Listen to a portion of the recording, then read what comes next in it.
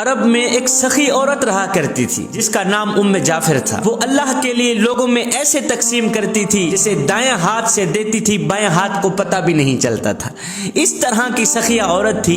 ایک دن یہ ایک راستے سے گزر رہی تھی، وہاں دو اندھے بیٹھے ہوئے تھے، دو نابینے بیٹھے ہوئے تھے۔ یہ دونوں صدا لگا رہے تھے۔ دونوں کی صدا یہ تھی، ایک کہتا مولا مجھے اپنے فضل و کرم سے روزی عطا کر، مولا مجھے اپنے فضل و کرم سے روزی عطا کر۔ دوسرا اندھا کہتا مولا مجھے ام جعفر کا بچا ہوا عطا کر۔ اب ام جعفر اسی راستے سے گزر رہی تھی۔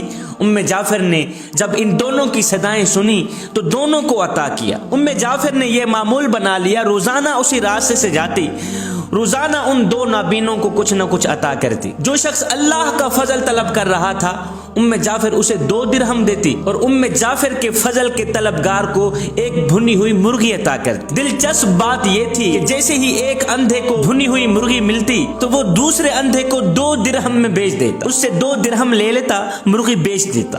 اب کئی دنوں تک یہ سلسلہ چلتا رہا۔ ام جعفر اپنے فضل کے طلبگار کو ایک بھنی ہوئی مرغی عطا کرتی اور اللہ کے فضل کے طلبگار کو 2 درہم عطا کرتی۔ یہ سلسلہ کئی دنوں تک چلتا رہا۔ ایک دن ام جعفر اس اندھے کے پاس آئی، اس نابینے کے پاس آئی جو ام جعفر کے فضل کا طلبگار تھا۔ آ کر کہا او اندھے مجھے بتا کیا تمہیں 100 دینار ملے ہیں؟ اندھا حیران ہو گیا، کہا نہیں مجھے تو نہیں ملے، مجھے تو ایک بھنی ہوئی مرغی ملتی تھی، وہ مرغی میں دوسرے اندھے کو 2 درہم میں بیچ دیتا تھا۔ ام جعفر نے کہا او اندھے جو اللہ کے فضل کا طلبگار تھا میں اسے 2 درہم دیتی اور تمہیں بھنی ہوئی مرغی میں 10 دینار ڈال کر دیتی، اور نادان میں تو تمہیں ہر مرغی میں 10 دینار ڈال کر دیتی تھی اور تو وہ 10 دینار نکالے بغیر 2 درہم میں بیچ دیتا تھا۔ یہ سنتے ہی اندھے نے چیخ ماری، ایک زوردار چیخ ماری، اپنا سر پیٹنا شروع کر دیا، کہنے لگا ہائے میں مارا گیا،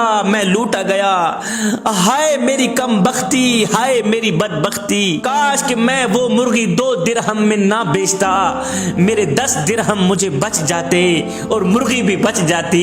یہ سن کر ام جعفر نے کہا یقیناً اللہ کا فضل طلب کرنے والا کامیاب ہوا، اللہ کا فضل و کرم طلب کرنے والا کامیاب ہوا اور انسانوں کے فضل کا طلبگار ناکام ہوا۔